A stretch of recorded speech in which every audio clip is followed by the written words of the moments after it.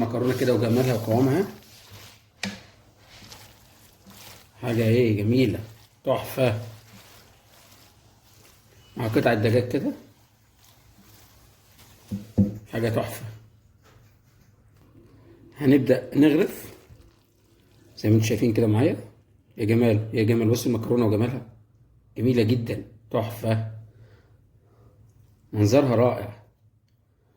انا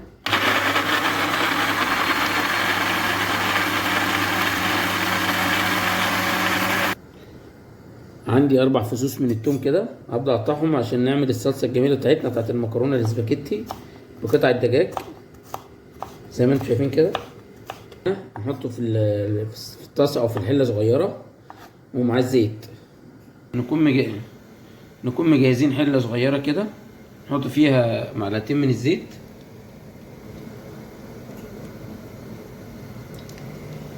زي ما انتم شايفين كده. وبعد ما نزلنا معلقتين من الزيت هنبدا ننزل بالثوم بتاعنا زي ما انتم شايفين.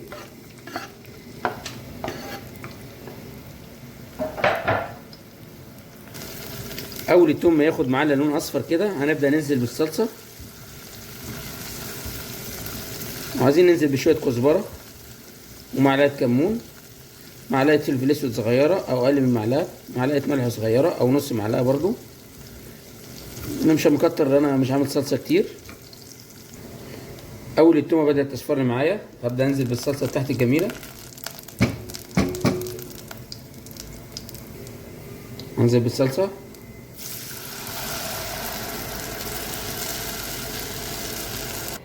وهنا انا كنت مجهز ميه للمكرونه، انزل بس فيها معلقه زيت صغيره. طبعا انا مجهز حله فيها ميه بتغلي او ميه سخنه، وفيها معلقه ملح صغيره ومعلقه زيت كبيره عشان نسلق المكرونه بتاعتنا. هننزل هنا بالمكرونه بتاعتنا لحد ما تستوي معايا المكرونه. طبعا نزلتها كلها في الحله كده زي ما انتم شايفين. انا بحب المكرونه سليمه زي ما هي، اللي عايز يكسرها يكسرها. تتسلق معايا زي ما انتم شايفين كده. هنسيبها على نار متوسطه لحد ما تستوي معايا وبدا اصفيها كده. احنا خلصنا المكرونه وخلصنا الصلصه، باقي معانا الفراخ. طبعا هبدا بهر الصلصه، نص معلقه كزبره صغيره،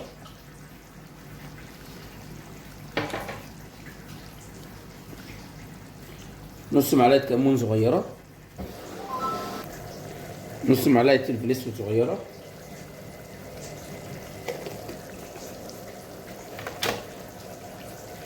نص معلقه ملح صغيره برضو،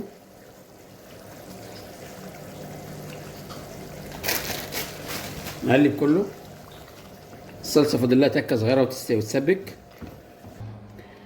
الطاسه هحط فيها معلقتين زيت زي ما انتم شايفين كده. معايا طاسه فيها معلقتين زيت، بات هيل، وهنا معايا معلقه توم متقطعه او ممكن تدقه عادي او مفروم.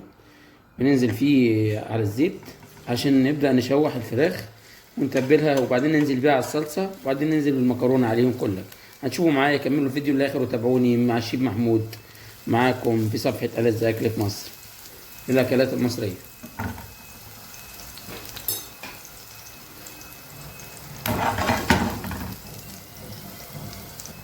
وانا هنا مجهز الفراخ اللي هنزل بيها متقطعه اهي. صدرين فراخ مقطعهم قطع صغيره،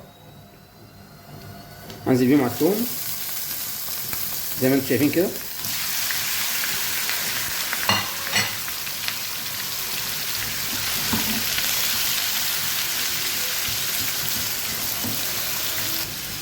هنزل بورقتين 3 غار او ورق لورا،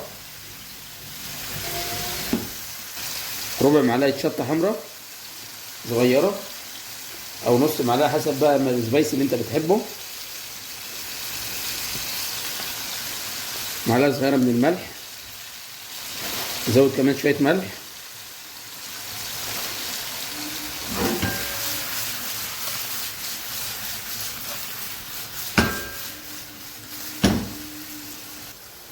هنهدي النار بتاعتنا ونغطيها لمده 5 دقايق.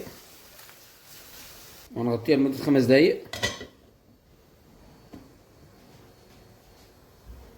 هنبشر بلح جوز الطيب كده بشرة صغيرة عليها، نقلبها تقليبة ونغطيها دقيقتين كمان. نبدأ ننزل بالفراخ زي ما انتم شايفين كده. هننزل بالفراخ على الصلصة،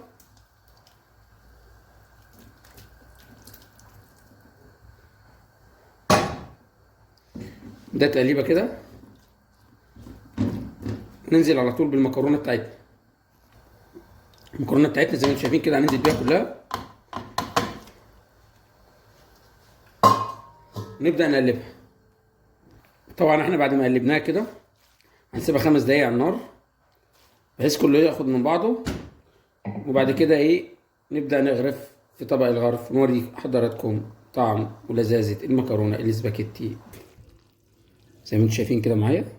يا جمال يا جمال، بص المكرونة وجمالها، جميلة جدا، تحفة، منظرها رائع. يا تكات يا شيخ محمود.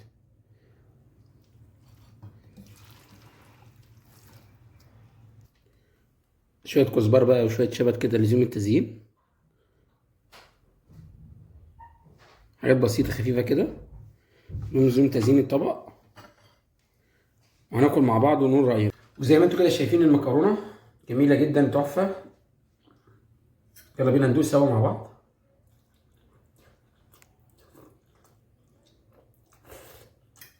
أطيب وصفة للمكرونة مع قطع الفراخ جوسي، اللي هي مستوية قوي ولا هي نية.